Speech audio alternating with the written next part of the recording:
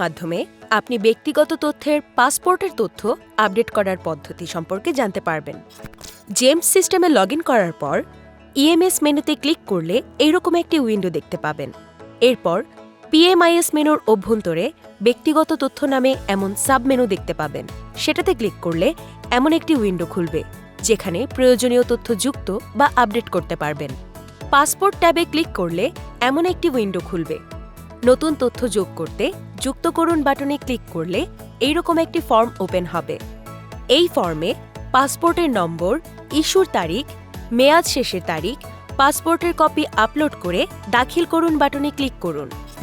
জেমসের সঙ্গে থাকার জন্য আপনাকে ধন্যবাদ।